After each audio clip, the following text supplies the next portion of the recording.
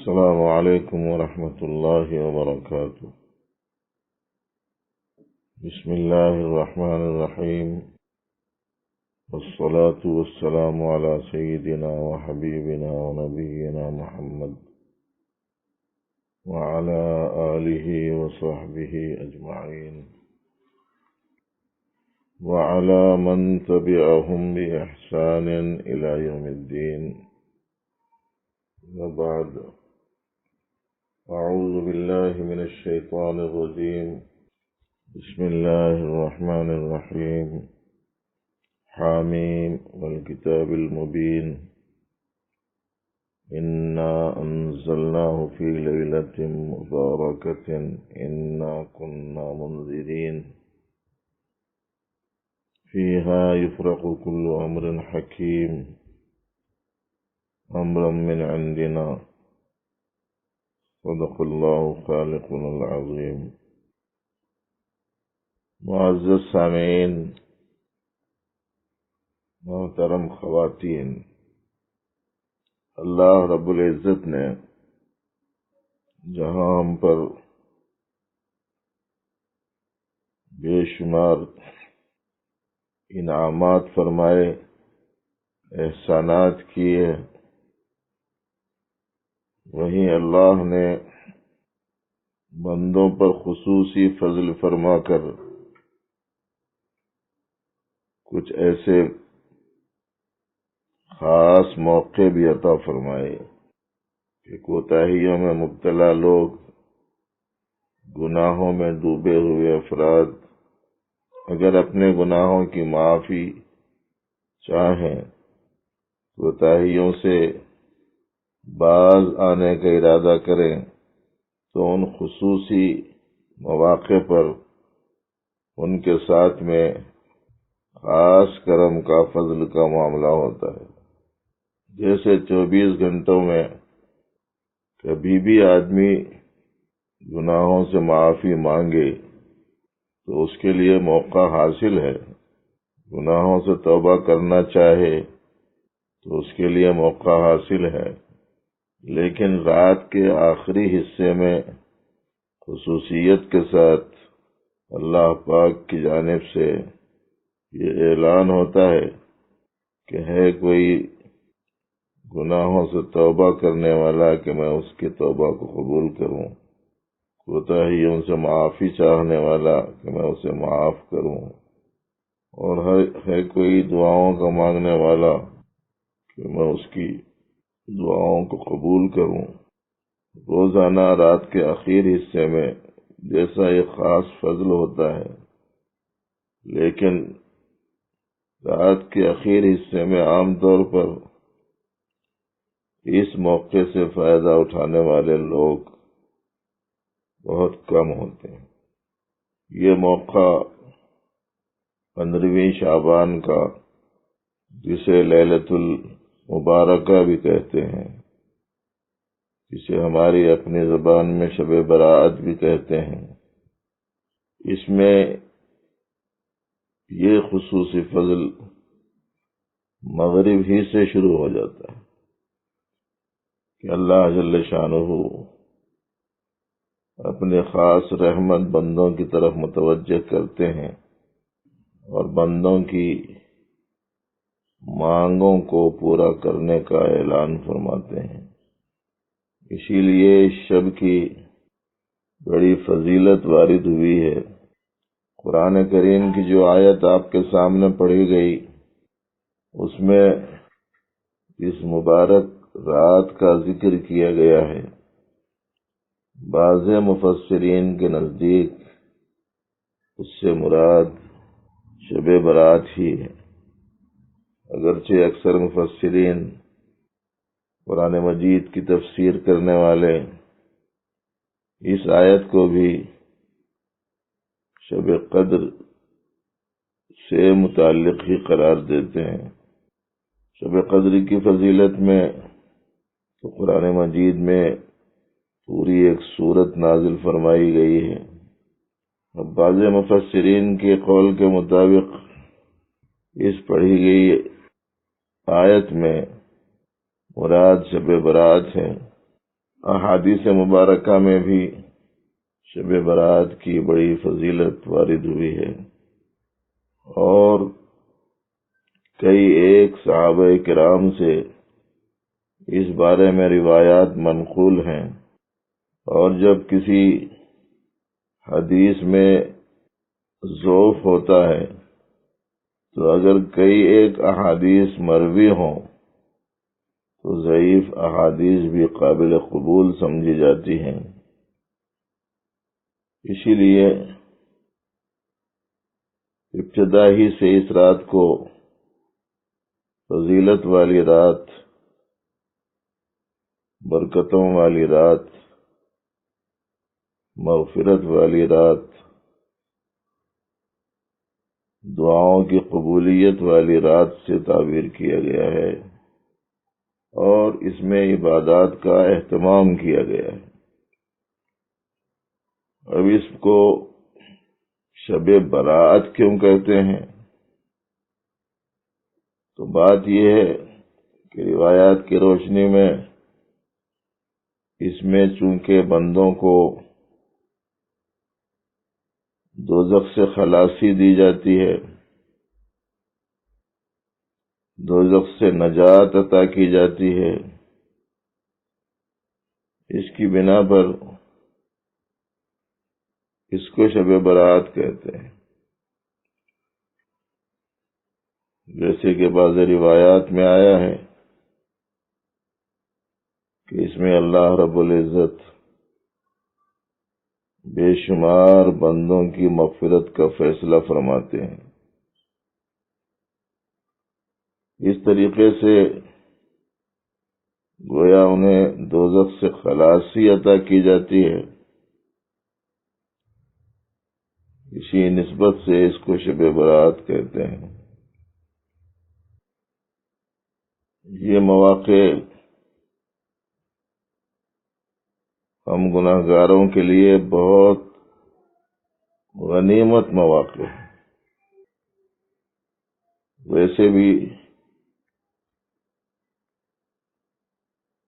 2 ہفتوں کے بعد عظیم الشان مبارک مہینہ آنے والا ہے، تو بعض علماء نے مصلحت بیان کرتے ہوئے یوں کہا ہے کہ اس عظیم رحمتوں والے مہینے کی آمد سے پہلے بندے اس موقع کو غنیمت جانتے ہوئے اپنے آپ کو توبہ اور استغفار کے ذریعے سے پاک صاف ستھرا بنا لیں، تاکہ اس آنے والے مبارک مہینے سے بھرپور فائدہ حاصل کیا جا سکے۔ ویسے بھی پورا شعبان کا مہینہ ہی نہایت عظیم الشان مہینہ ہے، جس کی نسبت نبی رحمت صلی اللہ علیہ وسلم نے اپنی طرف کی ہے۔ اس میں نبی علیہ الصلاۃ والسلام کثرت سے روزے رکھتے تھے، اتنا زیادہ اہتمام رمضان کے علاوہ کسی اور مہینے میں نفل روزوں کا نہیں فرماتے تھے جتنا شعبان میں فرماتے تھے۔ البتہ روایتوں میں یہ آتا ہے، اس کی روشنی میں علماء نے کہا ہے کہ رمضان سے 2-4 دن پہلے روزے روک دیے جائیں تاکہ رمضان المبارک کے روزوں کے لیے تازہ دم رہیں۔ اس لیے اگر مسلمان اس کا اہتمام شروع کر دیں کہ قمری تاریخ کے اعتبار سے ایام 20 کے روزے رکھنے کی عادت ڈال لیں، 13، 14، 15 تاریخ چاند کی، تو ایک سنت کی تکمیل بھی ہوگی۔ ایسے ہی ایک روایت میں جو آیا ہے 15 تاریخ کا بھی روزہ رکھنا چاہیے، تو اس پر بھی عمل ہو جائے گا۔ باقی 15 تاریخ کا روزہ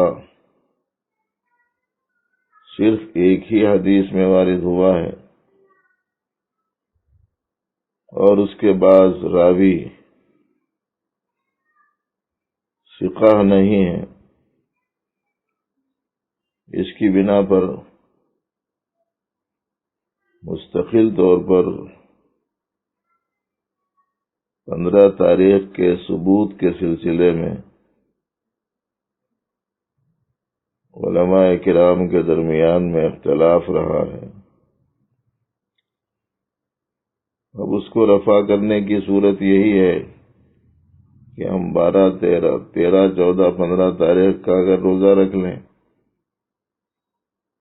تو ہر مہینے کی 3 دن کے روزوں کی جو فضیلت وارد ہوئی ہے وہ بھی حاصل ہو جائے گی، اس پر بھی عمل ہو جائے گا۔ بہرحال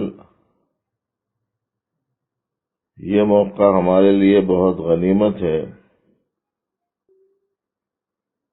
کہ ہم اس موقع کی قدر کریں، گناہوں سے معافی مانگیں، توبہ استغفار کی کثرت کریں۔ کوئی خاص عبادت تو اس سلسلے میں متعین نہیں کی گئی ہے، اس لیے عبادت کی جو مختلف شکلیں صورتیں ہیں، جیسے نفل نمازوں کی کثرت ہے، ذکر کا اہتمام ہے، تلاوت قرآن مجید ہے، استغفار ہے، دعا ہے، درود ہے، ایسے ہی اخیر شب میں تہجد ہے۔ یہ عبادات کی جو مختلف شکلیں صورتیں ہیں، ان کو اختیار کیا جائے۔ اب گناہوں سے معافی مانگنے اور گناہوں سے توبہ کرنے سے متعلق چند چیزیں ایسی ہیں جس کی طرف دھیان دینا چاہیے۔ ایک یہ ہے کہ ہم جس گناہ سے معافی مانگتے ہوں اس پر ہمیں شرمندگی ہونی چاہیے کہ توبہ دراصل ندامت ہی کا نام ہے۔ اگر ندامت نہ ہو، شرمندگی نہ ہو، اعتراف گناہ نہ ہو، تو ایسی صورت میں اس معافی کی حیثیت صرف ایک لفظی حیثیت رہ جاتی ہے، حقیقی نہیں ہوتی۔ دوسری چیز یہ ہے کہ جس گناہ سے ہم معافی مانگ رہے ہوں اس گناہ کا اگر تعلق بندوں سے ہے کہ کسی کا حق ہم نے تلف کیا ہو، کسی پر ظلم و زیادتی کی ہو، کسی کی چیز ہم نے ہڑپ کر رکھی ہو، کسی سے قرض لے رکھا ہو، اور ایسی صورت میں اللہ سے معافی مانگ لیں کہ قرض نہیں ادا کر سکا ہے، اللہ معاف کر دے، فلاں پر ظلم کیا تھا، معاف فرما دے، فلاں کی چیز میں نے ہڑپ کر رکھی ہے، معاف فرما دے۔ تو علماء کہتے ہیں کہ اس سے معافی پوری نہیں ہوتی۔ ایسے ہی نمازیں ہم نے چھوڑ رکھی ہوں، روزے ہم نے چھوڑ رکھے ہوں، زکوٰۃ ہم نے نہیں دی ہو، اور ہم معافی مانگے اللہ سے تو صرف معافی مانگ لینے سے وہ نمازیں معاف نہیں ہو جائیں گی، وہ روزے معاف نہیں ہو جائیں گے، وہ زکوٰۃ معاف نہیں ہو جائے گی، بلکہ جون سی چیز ایسی ہو کہ جس کا تدارک بعد میں اس عمل کے ذریعے سے کیا جا سکتا ہو تو اس کو ادا کرنا ضروری ہے۔ باقی معافی مانگ لینے سے وقت پر ادا نہیں کرنے کی، نماز وقت پر ادا نہیں کرنے کی جو غلطی ہوگی وہ معاف ہوگی، نماز معاف ہو جائے ایسا نہیں۔ ایسے ہی کسی سے قرض لے رکھا تھا، بولا تھا کہ صاحب 4 مہینے کے بعد میں دے دوں گا، 4 مہینے گزر گئے اور دیا نہیں، 8 مہینے گزر گئے اور دیا نہیں، تو اللہ جل شانہ سے معافی مانگ لینے سے وہ پوری طرح معاف نہیں ہوگا۔ جس سے قرض لیا تھا اسے قرض دے دے، وقت پر نہیں ادا کرنے کی جو غلطی ہوئی وہ معاف ہوگی۔ کسی کی چیز ہڑپ کر رکھی ہے، وہ جس کی ہے اس کو واپس کر دینے سے مکمل معافی حاصل ہوگی۔ تو معافی کے لیے، توبہ کے قبول ہونے کے لیے، مغفرت کے حاصل ہونے کے لیے ایک شرط ہے شرمندگی کا ہونا، اور دوسرے ہے جو عمل بعد میں ادا کیا جا سکتا ہو اسے ادا کرنا، اور تیسرے جس بندے کا حق طلب کیا ہے اس بندے سے معافی مانگنا، اور یہ معافی بھی معافی مانگنے کے طریقے سے مانگنا۔ ایسا نہیں جیسے آج کل سننے میں آ رہا کہ صاحب ایسے مواقع آنے سے پہلے ایک چھوٹا سا مضمون بنا دے رہے ہیں، مضمون بنا دے کے اب اپنے 150 کے جو اپنا گروپ ہے یہ بولا چالا معاف کرو بول کے اس میں ڈال دے رہے ہیں۔ اب وہ جا رہا ہے 150-200 تک، تو ایسی صورت میں یہ تو صرف ایک لفظی صورت ہے جو اختیار کی گئی ہے، حقیقت اس میں نہیں۔ جس کے حق میں آپ نے کوتاہی کی ہے اس سے معافی مانگنا ہے۔ ایک بزرگ کے پاس میں ایک شخص آیا، کہنے لگا کہ حضرت مجھے توبہ کرا دو، بیعت کرنے کے واسطے آیا۔ انہوں نے فرمایا کہ بھائی پہلے تم اپنے ذمے جو جو حقوق ہیں سب ادا کر دے کے پھر آؤ۔ کہنے لگے کہ صاحب میرا کوئی نہیں ہے، نہ آگے نہ پیچھے، کسی کے ذمے میں خالی ہوں بالکل۔ کہ بھائی اچھا پہلے کیا کرتے تھے تم؟ تو کہا کیا تھا، چوری ڈکیتی کرتا تھا۔ فرمایا کہ اچھا کہاں کہاں کرے تھے، یاد ہے؟ بولے جی یاد ہے۔ بولے کہ جتنوں سے کے پاس سے تم نے چوری کی تھی اور جتنی کی تھی وہ واپس کرو، اور اگر واپس نہیں کر سکتے تو اس سے جا کے معافی مانگ کے آؤ، وہ اللہ کے واسطے معاف کر دے، اس کے بعد کہیں جا کے کام پورا ہوگا، اس سے پہلے کیسا ہوگا؟ تو آج کل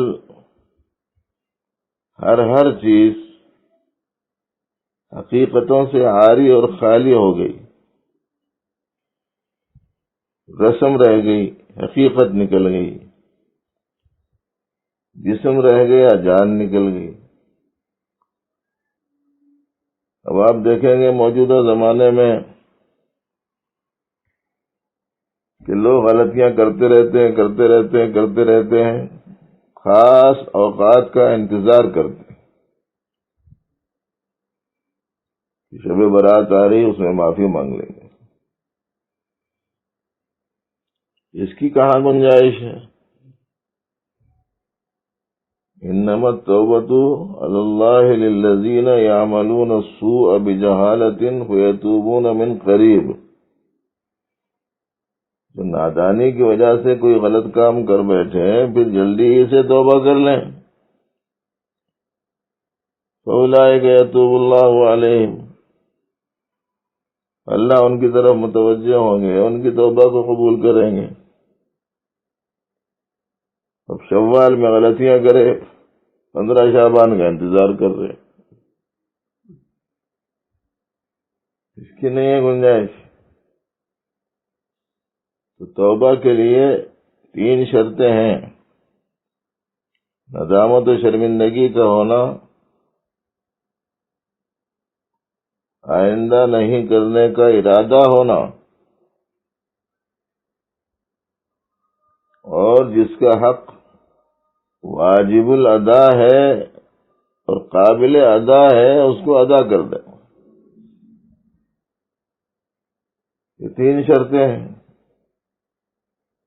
اب آئندہ نہیں کرنے کا ارادہ، اس پر ایک بات یہ یاد آئی کہ لوگ خاص مواقع پر توبہ کر لیتے ہیں، لیکن دوسرے دن سے پھر زندگی جیسی کی ویسی. تو اس کا مطلب یہ ہوا کہ جس گناہ سے معافی مانگے تھے اسے چھوڑنے کا پختہ ارادہ نہیں تھا. جیسے اب تک دیکھنے میں آتا رہا ہے کہ شب برات میں، شب قدر میں بڑی تعداد میں لوگ مساجد میں جمع ہوتے ہیں، نمازاں پڑھ رہے ہیں، استغفار کر رہے ہیں، یہ کر رہے ہیں، وہ کر رہے ہیں، دوسرے دن سے پھر زور سے غائب، بلکہ بہت سارے تو فجر سے ہی غائب. اب ایک ہفتے کی نہیں، ایک مہینے کی، کئی مہینوں کی نمازیں نہیں. اب توبہ کر لی اگر شب برات میں یا شب قدر میں، تو دوسرے دن سے نمازوں کا اہتمام ہونا تھا نا. یا کسی آدمی کو عادت تھی گالی گلوچ کرنے کی، اب اس نے توبہ کر لی، تو اس کے بعد سے کم از کم اس کی زبان پر کنٹرول کرنے کا اہتمام کرنا چاہیے تھا. یا ایسے ہی کسی کو دھوکہ دیا تھا تو آئندہ کسی کو دھوکہ نہ دیتا. جھوٹ بولا تھا، آئندہ کبھی جھوٹ نہ بولتا. اس کا تو پورا ارادہ ہونا چاہیے کہ جس گناہ سے میں نے توبہ کی ہے وہ گناہ آئندہ نہ ہو. جس وقت میں ہم توبہ کر رہے ہوں اس وقت میں 100% پختہ ارادہ ہونا چاہیے. لیکن چونکہ انسان ہے، بھول ہو جاتی ہے، پھر ہو جائے اگر غلطی تو پھر معافی مانگ لیں. لیکن جس وقت میں توبہ کر رہے ہوں اس وقت میں تو پختہ ارادہ ہونا چاہیے. اگر امت مسلمہ اس بات کو اچھی طرح سمجھ لے اور صحیح معنی میں توبہ اور استغفار کرے تو یہ توبہ اور استغفار وہ عظیم الشان دولت ہے جس کی وجہ سے آدمی کے سارے گناہ معاف ہو جاتے ہیں اور آدمی اللہ تعالیٰ کا محبوب بن جاتا ہے. اللہ تعالیٰ نہ صرف یہ کہ مغفرت فرماتے ہیں بلکہ رحمت خاص بھی اس کو عطا فرماتے ہیں، اس لیے کہ وہ غفور ہونے کے ساتھ ساتھ رحیم بھی ہیں. اس کے لیے اللہ نے توبہ نصوح کا حکم دیا قرآن شریف میں، توبوا الی اللہ توبۃ نصوحا عسى ربكم ان يكفر عنكم سيئاتكم۔ موجودہ حالات میں تو اگر امت مسلمہ نے اپنے تمام گناہوں سے سچی پکی توبہ کر لی تو انسانوں کے دل تو اللہ کے قبضے میں ہیں۔ آج بے شمار دل جو اہل اسلام کے خلاف میں ہیں ان کو بدل دینا اللہ کے لیے کچھ بھی مشکل نہیں۔ جدھر دیکھو آج اسلام کی مسلمانوں کی مخالفت کی جا رہی ہے، آفتوں میں مصیبتوں میں گھرے ہوئے ہیں، روز بروز نت نئے مسائل سے دوچار ہیں، ہر شخص نفرت کی نگاہ ڈالتا ہے۔ تو ایسی صورت میں اگر ہم نے اپنے مولا تعالی کو منا لیا تو جب چاہیں دل پلٹ دے لوگوں کے، اس لیے کہ انسانوں کے دل اللہ کے قبضے میں ہیں، کدھر چاہیں وہ پلٹ سکتے ہیں۔ اللہ نے اپنے بندوں کی طرف متوجہ ہونے کے لیے یہ قید لگائی ہے، ثم یتوبون من قریب فاولئک یتوب اللہ علیہم۔ گناہ کے بعد فوراً توبہ کر لیں تو اللہ ان کی طرف متوجہ ہوگا۔ حضرت سیدنا نوح علیہ نبینا علیہ السلام نے اپنی قوم سے کہا تھا، اور اس کا تذکرہ اللہ نے قرآن پاک میں کیا کہ اپنے رب سے معافی طلب کرو، مغفرت چاہو، اللہ تعالیٰ تم پر بارشیں برسائے گا اور مال کے ذریعے سے، اولاد کے ذریعے سے تمہاری مدد کرے گا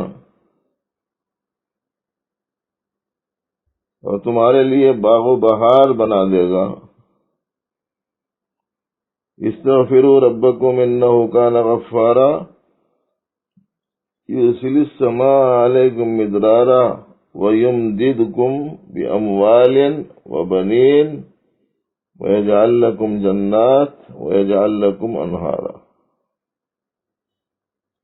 آج لوگوں کے لیے معاش کے دروازے بند ہیں، کمائیاں ٹھپ ہیں، گھروں میں قید ہیں، مال کے ذریعے سے اگر مدد ہونا ہے تو پھر استغفار ہی اس کا ذریعہ ہے۔ حالات کے موافق ہونے میں اعمال کے شریعت کے موافق ہونا ضروری ہے۔ اعمال شریعت کے موافق ہوں گے تو حالات ہمارے موافق ہوں گے۔ اس لیے آج کی شب بہت غنیمت شب ہے، اس کی قدر کرتے ہوئے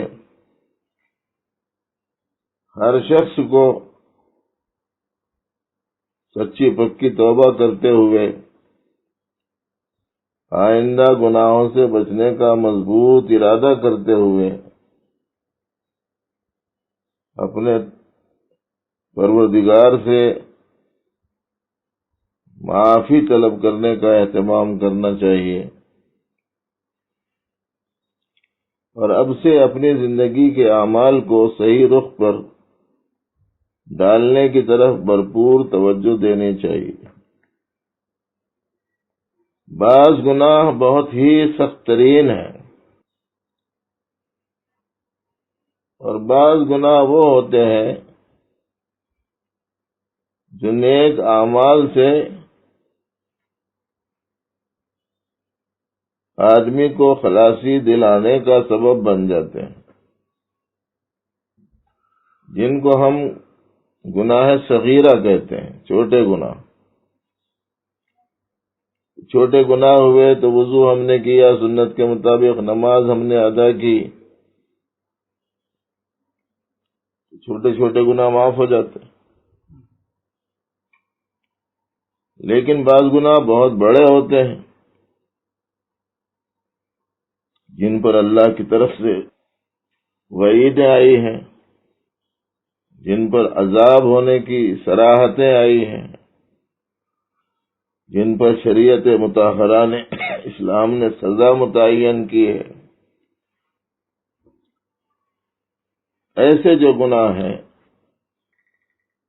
وہ دوسرے نیک اعمال سے ختم نہیں ہو جاتے، وہ تو توبہ ہی سے معاف ہوں گے۔ اب ان گناہوں میں سب سے بڑا گناہ تو شرک کا ہے، کفر کا ہے، نفاق کا ہے، بہت سخت گناہ ہے۔ اس لیے شرک کو بھی سمجھیں، کفر کو بھی سمجھیں، نفاق کو بھی سمجھیں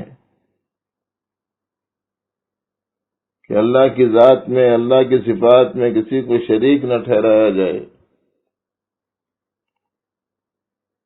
جو شرک کی قسمیں بتائی جاتی رہتی ہیں اسے ذہنوں میں تازہ رکھا جائے کہ ایک اعتقادی شرک ہوتا ہے، ایک عملی شرک ہوتا ہے، ایک اعتقادی کفر ہوتا ہے، ایک عملی کفر ہوتا ہے، ایک اعتقادی نفاق ہوتا ہے، ایک عملی نفاق ہوتا ہے۔ اگر اللہ جل شانہ کی ذات و صفات میں عقیدے میں کسی اور کے ہونے کا دل میں اعتقاد پایا جاتا ہو تو یہ شرک اعتقادی ہے۔ اعتقاد تو نہیں رکھتا لیکن اعمال ایسے کرتا ہے جس سے یہ معلوم ہوتا ہے کہ یہ دوسرے کو بھی معبودیت کا درجہ دیتا ہے، تو یہ شرک عملی ہے۔ اللہ کی، اللہ کے رسول علیہ الصلاۃ والسلام کی کسی بات کا انکار کرتے ہوئے دل میں یہ اعتقاد رکھتا ہے کہ یہ صحیح نہیں ہے تو یہ کفر اعتقادی ہے۔ دل میں ایسا اعتقاد تو نہیں ہے لیکن عمل سے معلوم ہوتا ہے کہ یہ اللہ کی کسی بات کا انکار کر رہا ہے، تو اس سے بھی اپنے آپ کو بچانا ہے۔ ایسے ہی ابتدائی دور اسلام میں کچھ لوگ تھے جو اللہ کے نبی علیہ الصلاۃ والسلام کی باتوں کو پوری طرح صحیح قرار نہیں دیتے تھے اور دل میں ان کے اس کے خلاف میں عقیدہ پایا جاتا تھا، لیکن ظاہر میں آ کر اپنے آپ کو مسلمان قرار دیتے تھے، تو وہ شرک اعتقادی میں گرفتار، وہ نفاق اعتقادی میں گرفتار تھے۔ اس زمانے میں یہ نفاق تو نہیں پایا جاتا زیادہ تر، لیکن یہ ہے کہ نفاق کی جو نشانیاں ہیں، جو علامتیں ہیں، وہ پائی جاتی ہیں۔ مثلا جب بولتے ہیں جھوٹ بولتے ہیں، وعدہ کرتے ہیں تو خلاف کرتے ہیں، امانت میں خیانت کرتے ہیں، کسی سے جھگڑا ہو جائے تو گالی گلوچ کرتے ہیں۔ تو یہ وہ چیزیں ہیں جس کو نفاق کی علامتیں قرار دیا گیا، اور یہ عام ہے آج کل۔ جھوٹ بولنا، وعدہ کر کے اس کے خلاف کرنا، امانت میں خیانت کرنا، ناگواریوں میں گالی گلوچ کرنا۔ اور گالی تو ایک ایسی چیز ہے جو آدمی کو فاسق بنا دیتی ہے۔ ایسے ہی گانا یہ بھی دل میں نفاق پیدا کرتا ہے. دکھاوا اس کو چھوٹا شرک کہا گیا ہے. ناشکری اس کو قرآن پاک میں کفر سے قرار دیا ہے، کفر سے تعبیر کیا ہے. لئن شکرتم لازیدنکم ولئن کفرتم، اگر تم شکر کرو گے تو میں نعمت میں اضافہ کروں گا، لیکن اگر تم نے کفر کیا یعنی ناشکری کی تو میرا عذاب بڑا سخت ہے. فاذکرونی اذکرکم واشکروا لی ولا تکفرون، تم مجھے یاد کرو میں تمہیں یاد رکھوں گا اور میرا شکر کرو اور میرے ساتھ کفر مت کرو یعنی ناشکری مت کرو. اب یہ چیزیں عام ہو گئی ہیں لوگوں میں، تھوڑی بہت تکلیفیں لاحق ہو گئی تو اپنے سے زیادہ محروم کسی اور کو نہیں سمجھتے. حالانکہ ایسا نہیں ہے. اگر 10 تکلیفیں ہیں تو 100 نعمتیں بھی ساتھ میں ہیں. اگر 100 مصیبتیں ہیں تو 1000 نعمتیں بھی ساتھ میں ہیں. تو پھر یہ نعمتوں کی بھی 2 قسمیں ہیں، مادی نعمتیں، روحانی نعمتیں. کسی کے بیان میں سن رہا تھا یا کسی جگہ میں نے پڑھا کہ کسی شخص نے ایک بزرگ سے نصیحت چاہی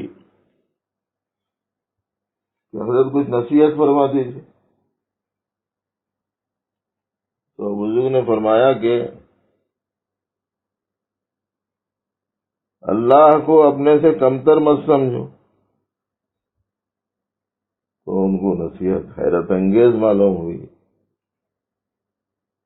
اس وقت تو سمجھ میں نہیں آئی. دوسرے دن صبح کوئی مانگنے والا آیا، اللہ کے نام پہ کچھ دے دو بول کے. تو گھر میں جو خراب چیز تھی وہ دے دیا، جو اپنے لیے پسند نہیں کرتا وہ اس کو اٹھا کے دے دیا. وہ بزرگ پوچھے کیا قصہ پیش آیا، بولو ایسا ایسا ہوا. تمہارے لیے جو چیز تم پسند کرتے اللہ کے نام کی نسبت پہ تم وہ چیز پسند کرنے کے بجائے جو چیز تمہارے کو پسند نہیں ہے وہ پسند کرے. آپ اپنی زندگی کی صلاح اور درستی کے لیے ان باتوں کا خیال رکھنا ضروری ہے کہ ہر وہ کام جو اللہ کو ناپسند ہے ان سے اپنے آپ کو بچائے اور دوسرے کے لیے وہی پسند کرے جو اپنے لیے پسند کرتا ہے. اپنی تحقیر کوئی پسند نہیں کرتا تو دوسرے کی تحقیر بھی پسند نہ کرے. تو چھوٹے بڑے جو گناہ ہیں وہ چھوٹے گناہ تو دیگر نیکیوں سے معاف ہو جاتے ہیں. ان الحسنات یذہبن السیئات، حسنات سیئات کو لے جاتی ہیں، ختم کر دیتی ہیں. لیکن جو بڑے گناہ ہیں ان سے سچی پکی توبہ ضروری ہے، ورنہ تو سال تمام گناہ کریں گے، شب برات آئے گی، شب قدر آئے گی، معافی مانگ لیں گے اور یہ سمجھ جائیں گے کہ سب معاف ہو گیا. ایسا نہیں ہے.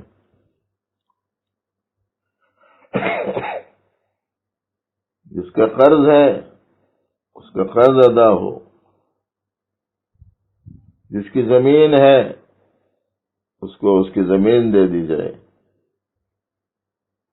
جسے تکلیف پہنچائی تھی اس سے معافی مانگ لی جائے،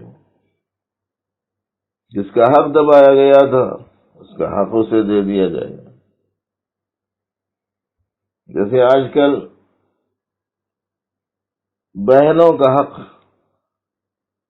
نہیں دیا جاتا،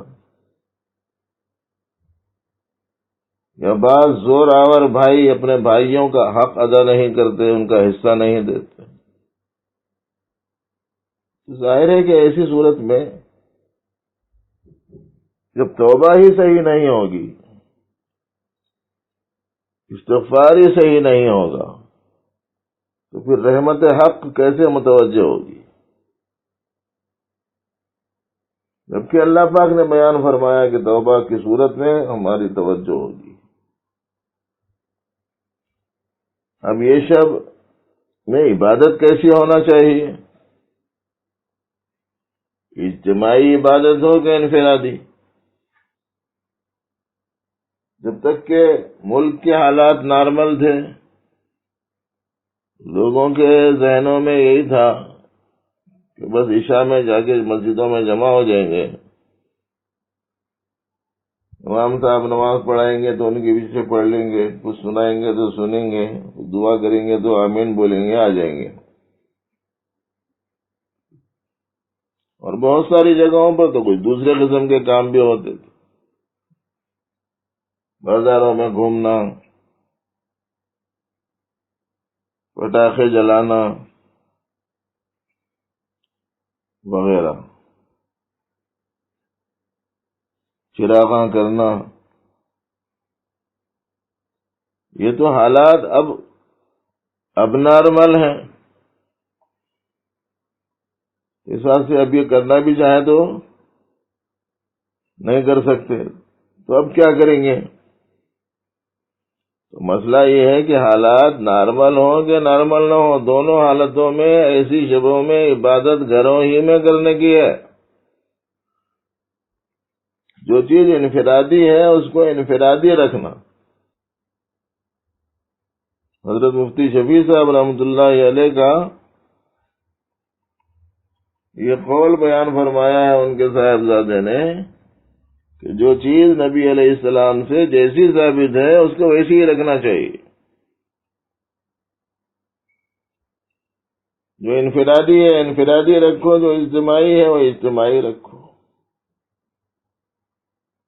تب اس سال تو یہ خاص موقع حاصل ہے کم از کم اسی سنت کے مطابق اپنے گھروں کو عبادتوں سے معمور کرنے کا۔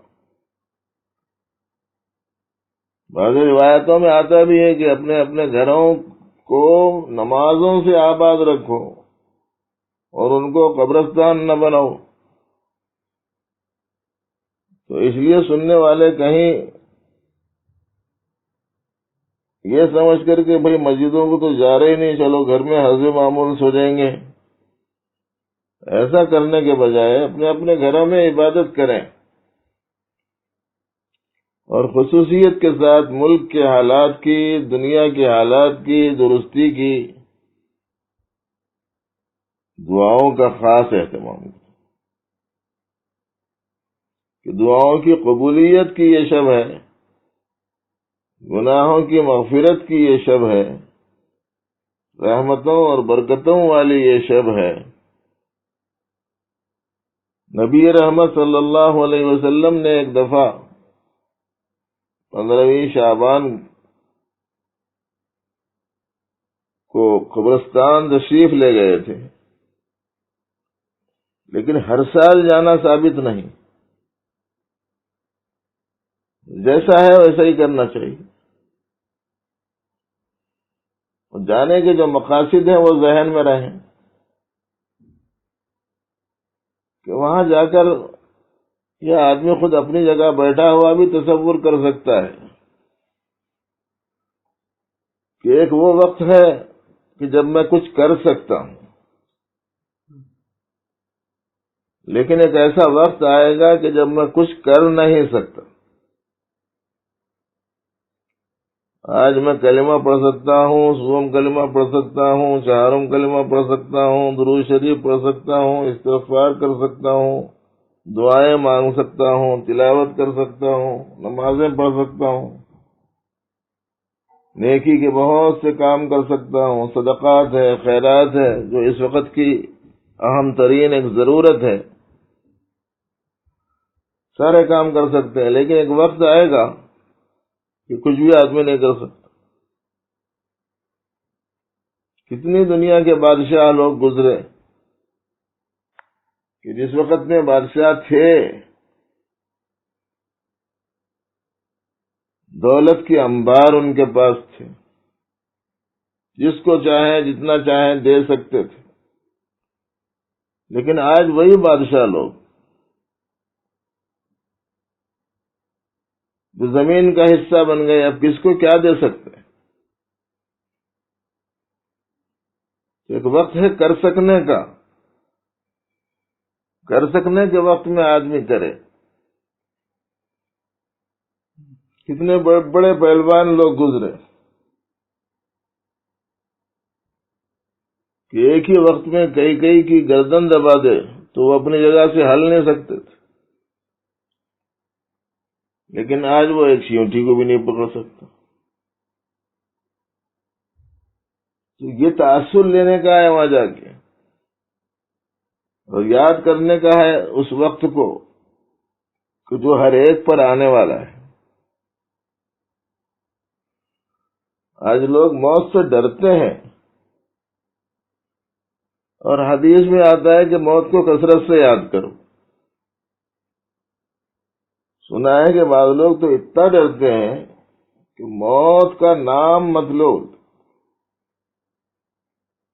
کسی کی موت کا تذکرہ مت کرو، کسی کی موت کی خبر آ گئی تو ڈر پیدا ہو جاتا۔ اور حدیث میں آتا ہے کہ کثرت سے یاد کرو، اور بزرگوں نے تو منشائے شریعت کو ملحوظ رکھتے ہوئے ایک مستقل جملہ ہی ارشاد فرما دیا کہ موت سے پہلے مر جاؤ۔ کیا مطلب ہے اس کا؟ ہمارے بزرگوں نے بیان فرمایا کہ جیسے موت حقیقی کے بعد آدمی کی مرضی نہیں رہتی، ایسے ہی اس وقت میں بھی اپنی کوئی مرضی نہیں رہنا، جدھر اسے پلٹا رہے ہیں پلٹ جا رہا، جیسا پانی ڈال رہے ہیں نہ اف کرتا نہ آہ کرتا، اس کی کوئی مرضی نہیں ہے۔ تو ہماری اپنی اس زندگی میں آدمی اپنے اختیار سے اپنی مرضی کو چھوڑ دے۔ اسی کو ہمارے حضرت صوفی صاحب رحمۃ اللہ علیہ نے فرمایا، اس زندگی میں موت کا تکرار ہے کمال۔ ایک آدھ دفعہ کوئی مرضی چھوڑ دی ہے، اس کا نام تکرار نہیں ہوا۔ تکرار تو بار بار کرنے کا نام ہے۔ دنیاوی حالات جو اس وقت میں ہیں کافی فکر والے حالات ہیں، بالخصوص مسلمانوں کے لیے، جبکہ ان کے پاس میں کچھ نہیں ہے ظاہری مادی اعتبار سے، لیکن ایک ایسی ذات پر ان کا ایمان ہے جس کے ہاتھ میں سب کچھ ہے، جو قادر مطلق ہے، جو چاہے کر سکتا ہے، جس نے بڑے بڑے بادشاہوں کے سامنے اپنے پسندیدہ بندے کو محفوظ رکھا اس کے شر سے، وہ اللہ حضرت ابراہیم علیہ السلام ہے، نمرود کے مقابلے میں وقت کا بادشاہ ہے، حضرت موسیٰ علیہ السلام ہے، فرعون کے مقابلے میں جو وقت کا بادشاہ ہے حضرت یوسف علیہ السلام ہیں، عمر کے اعتبار سے زیادہ نہیں ہیں، لیکن خالص بت پرست گھرانے میں غلام بنا کر لے جائے گئے، اکیلے انہوں نے مہم جاری کی۔ تاریخ بتلاتی ہے کہ پوری دنیا کسی کے مخالف ہو لیکن اللہ اس کا محافظ ہو، پوری دنیا کچھ بھی نہیں کر سکتی، بلکہ وہ چاہیں تو یہ ظلم و تشدد کو ہی ذریعہ بنا دیں ظلم و تشدد کرنے والوں کی ناکامی کا، اور جن لوگوں کی طرف منسوب کی جا رہی ہے غیر صحیح باتیں، وہی چیز ان کی قوت کا ذریعہ بن جائے۔ حاضر ہے اللہ تبارک و تعالی۔ اسی لیے یہ بات بزرگوں نے کہی ہے کہ ظلم کے ساتھ میں حکومتیں ٹکتی نہیں، کمزوری کو طاقت بنا دیں، طاقت کو کمزور کر دیں، قادر مطلق ہے اللہ۔ ابتدائی اسلام میں مسلمان ضعیف اور کمزور تھے، ان کے اوپر جو ظلم و ستم کے پہاڑ توڑے گئے تو ظالموں کے اسی ظلم کی داستانوں نے انہی ظالموں کو کمزور کر دیا، اور وہ اللہ اپنی تمام طاقتوں اور قدرتوں کے ساتھ میں ہمیشہ سے ہے، ہمیشہ رہے گا، اس میں کوئی تبدیلی نہیں ہوتی، اس لیے کہ اللہ کی ذات لم یزل ولا یزال ہے، اور لا یتغیر ہے، بدلتی نہیں ہے، ہر چیز بدلنے والی ہے اس دنیا میں اللہ کے علاوہ۔ بالکل ابتدا میں ہی مولویوں کو پڑھا دیتے ایک سبق منطق کا، وہ منطق کا سبق بچے منطق کی کتاب ہونے کی حیثیت سے اس کو کس سینس میں لیتے معلوم نہیں، مگر ہمارے بعض علماء جو ہے الکلمۃ لفظ وضع لمانا مفرد کے ذریعے سے توحید کا مضمون لیا۔ مضمون لینے والے عجیب عجیب لوگ ہوتے ہیں، بولنے والا کچھ بولتا ہے، لکھنے والا کچھ لکھتا ہے، مضمون مفہوم لینے والے کچھ اور لیتے ہیں۔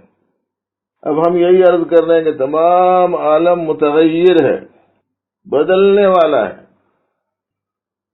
اس واسطے اب جو حال آ گیا یہی حال رہے گا ایسا نہیں ہے، بدلنے والا ہے۔ اب یہ سمجھ میں آ رہا ہے کہ سب سے مظلوم مسلمان ہے، لیکن ایک وقت آئے گا کہ سب سے زیادہ غالب یہی رہیں گے، آنا ہے نا وہ بھی حقت۔ اس واسطے جب بھی ایسی خبریں آتی اس میں اب یہ ہو جائے گا، وہ ہو جائے گا، دنیا فنا ہو جائے گی، 29 تاریخ کو دنیا ختم ہو جانے والی ہے، بلکہ آیا تھا بولا ابھی حضرت مہدی نہیں آئے، حضرت عیسیٰ علیہ السلام کا نزول نہیں ہوا، یاجوج ماجوج نے نکلے، دجال کو ابھی حضرت عیسیٰ نے قتل نہیں فرمایا، اور سورج مغرب سے ابھی نہیں نکلا، کیسا آئیں گی؟ اڑائی جانے والی باتیں رہتی ہیں۔ وہ سب کچھ ہونا ہے جو پیارے نبی علیہ السلام نے ارشاد فرما دیا ہے، اس کے خلاف تو ہو ہی نہیں سکتا۔ ہر چیز تبدیل ہو سکتی ہے، اللہ رسول کی باتیں بدلی نہیں جا سکتی، تو ہر چیز متغیر ہے، بدل جانے والی ہے۔ اب یہ حالات بھی بدل جانے والے ہیں بول کے سمجھنا، بس ہمت کہیں کو آنا، حوصلے کیوں ٹوٹنا، ہمتیں کیوں کم کیوں ہو جا رہے ہیں؟ کبھی کبھی دکھتا کوئی پودا بالکل کمزور ہے بول کے دکھتا، مگر وہ کمزور پودا ہی آہستہ آہستہ آہستہ آہستہ بڑھتے رہتا، قوت پکڑتے رہتا. پھر ایک وقت آتا کہ ہلائے تو ہلتا نہیں، جھلائے تو جھولتا نہیں. تو عالم میں تغیر ہوتا رہتا ہے، تبدیلیاں آتی رہتی ہیں. تلک الایام نداولها بین الناس. لوگوں کے درمیان میں حالات بدلتے رہتے ہیں، ہر ایک کو تھوڑا موقع دے دیتے ہیں اللہ تعالیٰ. ذرا دیکھیں گے یہ کیا کرتا ہے، وہ کیا کرتا ہے. حجت بھی پوری کر رہی ہے نا، حجت بھی پوری کرنا ہے. یہ تو دنیا میں بھی چلتا ہے. کسی کے بارے میں معلوم ہو گیا کہ صاحب وہ غلط کام کر رہا تو فوراً نہیں پکڑ لیتے اس کو. اس کے واسطے ایک لفظ چلتا ہے آج کل، رنگے ہاتھوں پکڑنا. ایسے ہی کچھ کرنے کا موقع دیتے ہیں تاکہ حجت پوری ہو جائے، تو بعد میں یہ نہ کہہ سکے کہ نہیں صاحب میرے بارے میں غلط فہمی پھیلا دی گئی تھی. اب زیادہ فکر مند وہ ہوگا جو یہیں رہنا چاہے گا.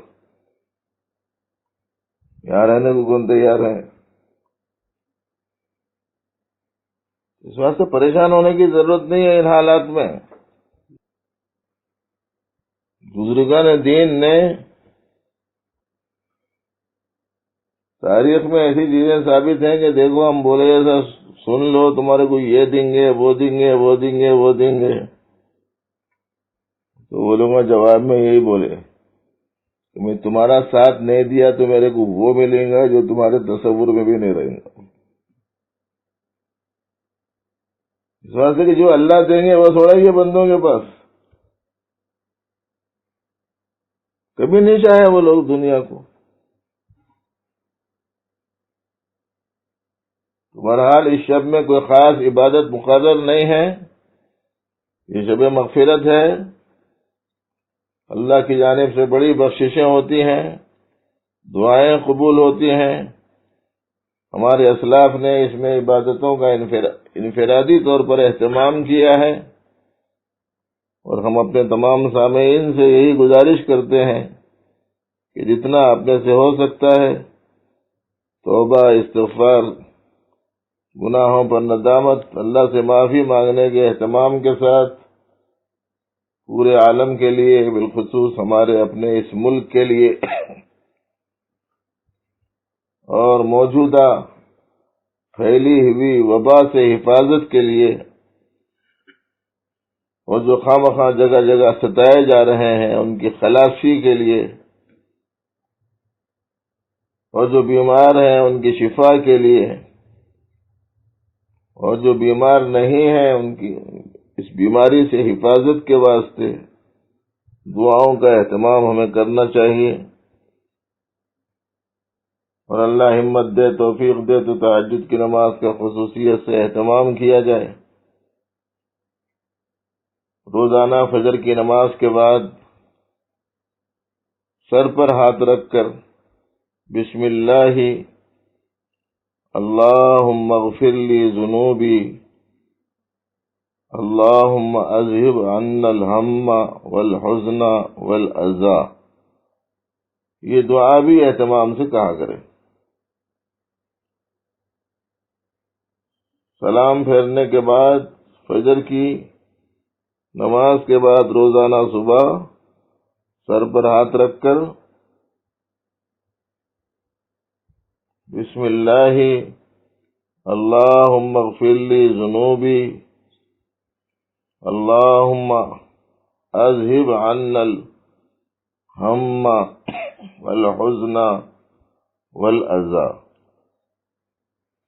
ایک دفعہ اور پڑھ دیتا ہوں، اس لیے کہ سنتے ہیں کہ 3 مرتبہ سننے پر اکثر کو یاد ہو جاتا. لطیفہ بھی سنا ہوگا آپ نے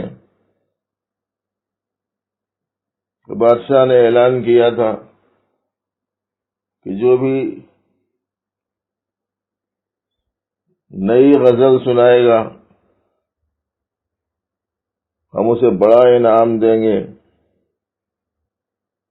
تو اس کے دربار میں ایک آدمی ایسا تھا جو ایک مرتبہ ہی سننے سے یاد ہو جاتا تھا، اور دوسرا آدمی وہ تھا جو 2 مرتبہ سننے پر یاد ہو جاتا تھا، اور تیسرا خود بادشاہ تھا، 3 دفعہ سننے پر یاد ہو جاتا تھا. تو اب شاعر نے غزل سنائی تو فوراً وہ درباری جو ایک مرتبہ سنتے یاد ہو جاتا تھا، صاحب یہ پرانی ہے، میرے کو بھی یاد ہے، یہ تو تمہارے کو بھی یاد ہے، سناؤ دیکھیں.